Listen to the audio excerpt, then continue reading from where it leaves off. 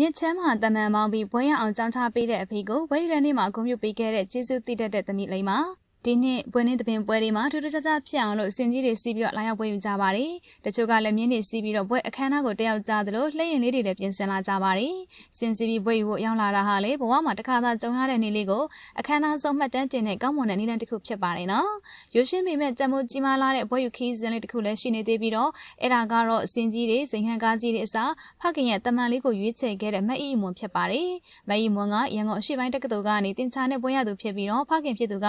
တမန်မောင်းပြီးတော့ကျောင်းထားပေးခဲ့တာပါ။ဒါကြောင့်ပွဲယူတဲ့နေ့မှာတော့ဖခင်ဖြစ်သူကိုအမောတွေပြေးသွားအောင်လို့ဂုဏ်ပြုခဲ့ပါတယ်။တာမန်မောင်းနာကလေတံမိုးတံလှိုင်းတံနေခံရတဲ့ပြင်ခန္ဓာကိုယ်ရဲ့လှုပ်အားကိုအရင်နှီးပြုကပတ်စံရှာရတဲ့ပင်မနဲ့ကြမ်းတမ်းတဲ့အလုပ်တစ်ခုဖြစ်ပါတယ်။ဖခင်ကြီးဦးအောင်မျိုးနဲ့ကဒီအလုပ်နဲ့ပဲသူ့သမီးလေးကိုပညာကျက်ပွဲရဖြစ်အောင်ကျောင်းထားပေးခဲ့ပါတယ်။ဝင်ငွေနဲ့ပါတဲ့မိသားစုတစ်ခုမှာသားသမီးတစ်ယောက်ကိုတက္ကသိုလ်ပညာရေးပြီးမြတ်အောင်ထားဖို့ဆိုတာကခက်ခဲတဲ့ရုန်းကန်မှုတစ်ခုပါ။ဦးအောင်မျိုးနဲ့ကတာမန်မောင်းလာခဲ့တာနှစ်ပေါင်း20ရှိပြီဖြစ်ပြီးတော့ဒီအလုပ်နဲ့ပဲမိသားစုကိုလှုပ်ကြွေးခဲ့တဲ့ဖခင်ဖြစ်ပါတယ်။တာမန်သမားရဲ့ဘဝမှာဝင်ငွေကလည်းနေ့စဉ်မရှိနိုင်ပေမဲ့ဦးအောင်မျိုးနွယ်ကပညာရေးကိုအားပေးခဲ့ပါတယ်။သူတို့တော့ကပင်ပန်းခဲ့တာတွေကိုသားသမီးတွေမှမကြုံစေချင်တာကြောင့်အပင်ပန်းခံပြီးတော့ကျောင်းထားပေးခဲ့တာပါရှင်။မိဘတွေကသူတို့ကိုသူတို့ဦးစားမပေးပေမဲ့လည်းသမီးလေးကိုတော့သူများတကာနီးတူမျက်နှာမငယ်ရအောင်စာအုပ်ဖိုးကအစားကျောင်းစီအစုံအရာရာကိုပံ့ပိုးပေးခဲ့ကြတာပါ။ဒီလိုကြီးမားတဲ့မိဘမြတ်တာကိုမအီမွန်ကအပြည့်အဝနားလေသဘောပေါက်ထားပါတယ်။ဒါကြောင့်လည်းပွဲယူတဲ့ရမှာတော့တမန်စီပီပွဲအခမ်းအနားကိုတက်ရောက်ခဲ့တဲ့ပြင်တမန်ပေါ်မှာလည်းဓာတ်ပုံရိုက်ခဲ့ပါတယ်။ပွဲယူတဲ့နေ့မှာအဖေကတမန်မောင်းပြီးရှာကျွေးတဲ့အတွက်ဂုဏ်ယူတဲ့အကြောင်းအများသိအောင်ပြပြနိုင်သူလည်းဖြစ်ပါတယ်။အဖေရဲ့တမန်အာဇီဝကြကြရိုးရိုးသားသားချွေးနှင်းစာရှာဖွေမှုကိုလေးစားပြီးကျေးဇူးတည်တဲ့သူလည်းဖြစ်ပါတယ်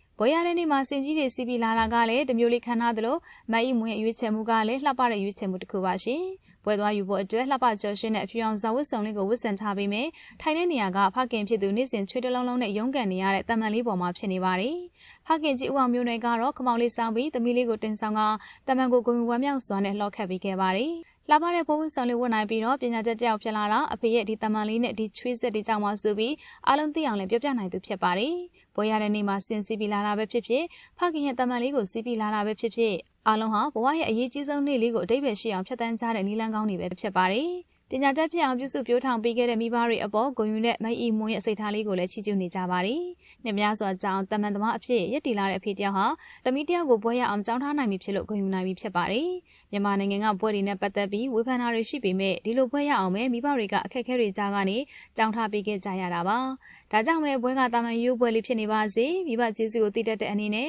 လူအများသိအောင်ဂုဏ်တင်ပြောကြတာဖြစ်ပါတယ်ရှင်။စင်ကြီးတွေစီးပြီးတော့အခမ်းခမ်းနားနားဘွဲယူတာကိုသဘောကျသလားဒါမှမဟုတ်ဖခင်ရဲ့တမန်လေးပေါ်မှာပဲအဖြူအောင်ဘိုးဝတ်စုံလေးနဲ့အလှပစွာဂုဏ်ယူရခဲ့တဲ့မအီမွန်ရဲ့ရိုးရှင်းတဲ့စိတ်ထားလေးကိုပို့ပြီးတော့သဘောကျမိလားဆိုတော့ကွန်မန့်မှာပြပြပေးခဲ့ကြပါအောင်နော်။